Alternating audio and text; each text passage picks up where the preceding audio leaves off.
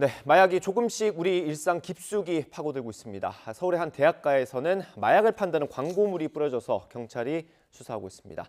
전문가와 함께 마약 유통 실태 짚어보겠습니다. 김희준 변호사 나오셨습니다. 어서 오십시오. 네, 안녕하세요. 예. 많이 아시는 분들 많을 것 같긴 한데 변호사님이 왜 이 마약 사건을 설명해 주러 나오셨는지 설명을 좀 짧게 해주시면 좋겠습니다. 네, 제가 이제 검찰에 한 22년 정도 근무를 했었는데요. 네. 그 당시에 이제 마약 사건들을 많이 수사를 했고 또 뭐 최근에 얼마 전에 이슈가 됐던 수리남 예, 그 넷플릭스 사건도 드라마. 예, 제가 수사를 했던 거고요. 예. 물뽕이라는 것도 최초로 적발을 해서 그 이름도 뭐 제가 장명을 네. 해준 겁니다. 알겠습니다. 이 정도의 전문성이 있는 분을 모셔놓고 얘기를 나눈다는 점 먼저 말씀드리고요. 설명드린 것처럼 홍대 주변에 마약을 판다는 광고 전단이 확인이 됐습니다. 준비된 사진을 좀 같이 보면 좋겠습니다. 이게 뭐 명함 크기 정도 되는 것 같던데 이게 검찰에서 관련 수사도 하셨을 거 아닙니까? 비슷한 수사들을 이렇게 마약을 대놓고 이렇게 광고하는 경우들이 있습니까? 제가 이제 사실 뭐 검찰에서 마약 수사를 오랫동안 해왔고 예. 또 뭐 변호사로 활동을 하면서도 마약 관련 사건들을 많이 봐왔는데 네. 이렇게 공개적으로 대학가에서 명함 크기의 전단지를 뿌려가면서까지 마약을 유통하려고 하는 그런 범죄는 처음 봤습니다. 제가 보기에는 사상 초유의 사건입니다. 예. 이게 이 광고로 실제 마약 거래가 이루어졌는지는 아직까지 파악이 되지 않았고요. 경찰 수사로 밝혀져야 될 부분인데 이게 실제로 거래가 되는 거라면 뭐 경찰이든 검찰이든 우리를 잡지 못할 거야 이런 자신감이 있는 걸로 봐야 되겠습니까? 아마도 그런 자신감이 있었기 때문에 저렇게 대담하게 저런 행위를 했을 걸로 보여집니다. 왜냐하면 요즘에 이제 마약 유통이라는 것은 직접 만나서 뭐 거래를 하는 게 아니라 예. 뭐 텔레그램이라든가 뭐 다크웹이나 딥웹 같은 추적하기 어려운 수단을 이용을 해서 거래를 하기 때문에 네. 제 명함에 보면은 뭐 QR 코드가 있다는 거거든요. 예. 그 QR 코드를 접속을 하면은 마약을 구입할 수 있는 그 경로를 알려주는 방식으로 지금 돼 있는 것 같은데 그 QR 코드에 접속을 하게 되면 아마도 그렇게 접근하기 어려운, 추적하기 어려운 그런 방식으로 돼 있을 가능성이 높을 것 같습니다. 예. 여기 광고에 나온 것 중에 하나 눈이 가는 게 일단 광고하는 건 액상 대마인데 이게 합법이라고 써놨어요. 네. 이게 대마는 다 불법 아니에요? 대만은 다 기본적으로 다 불법이죠. 특히 예. 우리나라에서는 그렇습니다. 예. 뭐 일부 합법화한 나라들이 있기는 하지만은 우리나라는 아직은 그런 단계가 아니거든요. 혹시 이게 뭐 대마랑 비슷한 효과를 내는 비슷한 어떤 것들이 있습니까? 합법적인 것 중에? 그 비슷한 효과는 아니고 뭐 햄프시드라는 게 있어요. 그 이제 대마 씨앗에서 껍질을 제거를 하면은 원래 이제 대마가 문제가 되는 게 THC라는 성분입니다. 테트라 하이드로 칸나비놀이라는 성분인데 예. 그 성분에 그 환각작용이 있거든요. 그래서 그걸 제거를 하고 씨앗 자체만 판매를 하는 것은 합법인데 그걸 이제 일반 뭐 대마도 합법화된 것이 아니냐고 오해하는 그런 경우가 생기고 있습니다. 어쨌든 저 광고 자체는 일단 우리나라에선 적어도 우리나라에선 거짓인 거죠. 맞습니다. 예. 액상대마 자체는 또 일반 대마초보다도 훨씬 더 심각한 거예요. 일반 대마초는 그 피우거나 하게 되면은 강력한 냄새가 나가지고 금방 예. 주변 사람들이 알 수가 있거든요. 근데 액상대마는 이게 카트리지 형태의 그 액상을 넣어가지고 유통을 시키는데 네. 전자담배 그 흡연기로 이 흡연을 합니다. 아, 그래서 길거리에 가면서 피워도 그냥 전자담배를 피운 것으로 보여지기 때문에 쉽게 적발하기도 어렵고 냄새도 전혀 나지가 않거든요. 그렇군요. 그리고 그 효과도 훨씬 더 강력합니다. 그 아까 말씀해주신 대로 이게 대마가 합법인 곳도 있잖아요. 그러면 이 광고가 또 영어로 만들어져 있기도 하고요. 네네네. 혹시 해외에서 누군가 이런 명함을 발견해가지고 재미로 뿌렸을 가능성도 있습니까? 뭐 그럴 가능성도 뭐 전혀 배제할 수는 없지만은 뭐 명함이 한두 개는 아니잖아요. 저 전단지가. 예. 그래서 여러 장 이게 수십 장이 뿌려져 있는 걸로 봐서는 굉장히 좀 조직적이고 구조적인 그런 범죄로 보여지기도 합니다. 혹시나 거래가 이루어지지 않았다고 해도 네. 저걸 뿌리고 다니는 것만으로도 처벌을 할 수도 있습니까? 저 자체가 이제 뿌리고 다니는 것 자체가 실행의 착수에 해당이 되거든요. 범죄라는 것은 이제 실행의 착수에 해당이 되면은 예. 일단 범죄는 성립을 합니다. 다만 그게 이제 완성이 되면 기수인 것이고 완성이 안 되면 미수에 해당이 되거든요. 그래서 저 행위 자체도 지금 마약을 유통시키려고 한 게 맞다면은 네. 마약류 관리법에 의해서 당연히 처벌이 됩니다. 알겠습니다.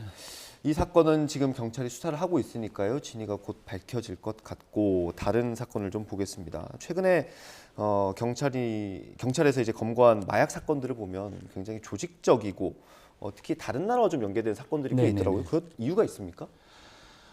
당연히 뭐 다른 나라하고 국제적으로 범죄가 이루어질 수밖에 없고요. 제가 서울중앙지검 강력부장 할 때도 네.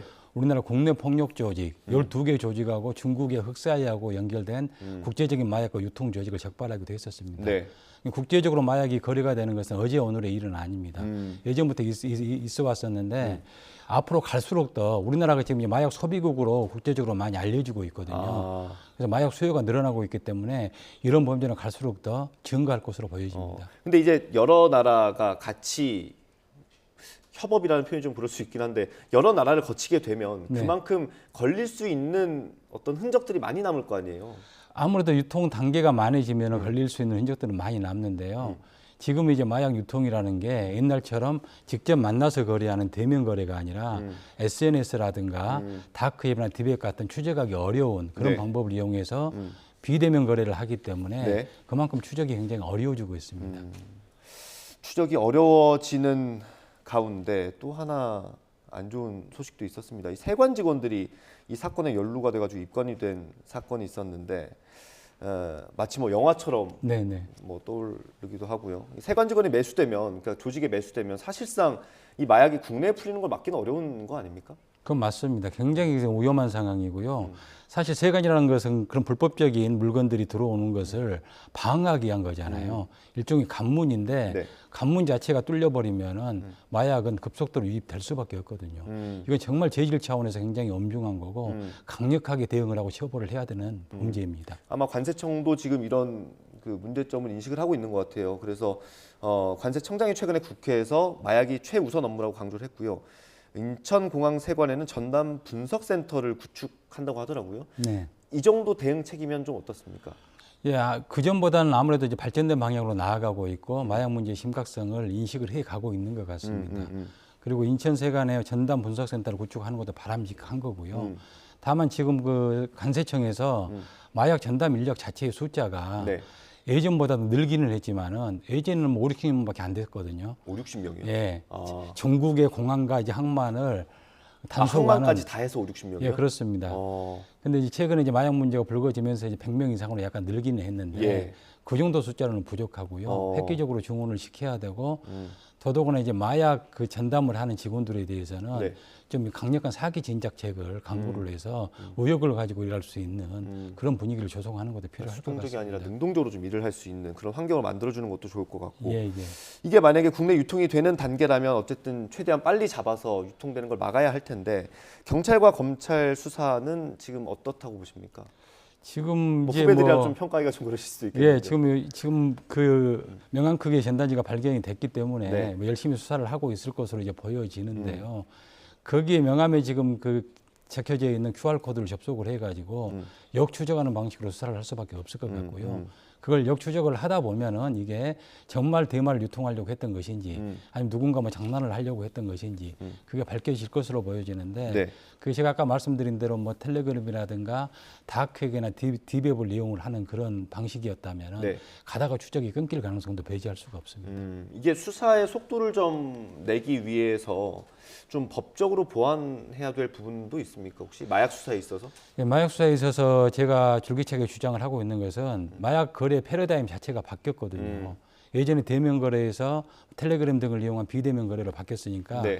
거기에 맞는 수사 방법을 입법화를 해야 됩니다. 제도를 해야 되고요. 그게 뭐냐면 위장 수사를 허용을 해야 됩니다. 그래서 텔레그램 마약방에 수사관들이 들어가 가지고 동태를 살펴볼 수 그 있도록 디지털 성범죄는 할 수 있게 맞습니다. 됐죠. 예, 예, 지금 그거랑 현재 비슷하게 할 필요가 있다는 거죠. 예, 유일하게 지금 인정되고 있는 분야가 아동 청소년을 대상으로 한 디지털 성범죄 안에서만 허용을 하고 있거든요. 예. 그걸 마약 수사에도 확대 적용할 필요가 있다고 저는 생각을 하고 있습니다.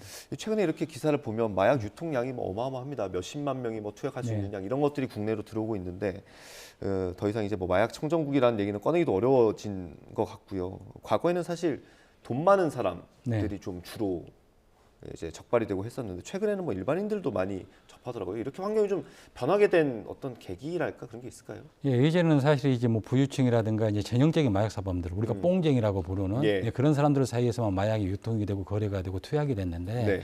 지금은 이제 일반인들한테까지도 너무 광범위하게 퍼졌어요. 최근에 몇 개월 전에는 뭐 중학교 3학년 여학생이 네. 텔레그램 마약방을 통해서 마약을 주문했는데 30분 만에 받아봐가지고 같은 반에 있는 남학생 2명하고 투약하는 사태까지 있었거든요. 그 이유는 뭐냐면은 결국 인터넷이라든가 SNS의 발달에서 비롯된 겁니다. 예. 그래서 누구나 사실 젊은 층일수록 인터넷이나 SNS에 능숙하기 때문에 네. 그걸 통해서 마음만 먹으면은 얼마든지 마약을 구입을 할 수가 있거든요. 굉장히 구조적으로 안 좋은 상황으로 가고 있습니다. 예. 알겠습니다. 오늘 말씀은 여기까지 드려야 할 것 같습니다. 우리나라의 마약 유통 실태 짚어봤습니다. 김희준 변호사였습니다. 감사합니다. 네, 감사합니다.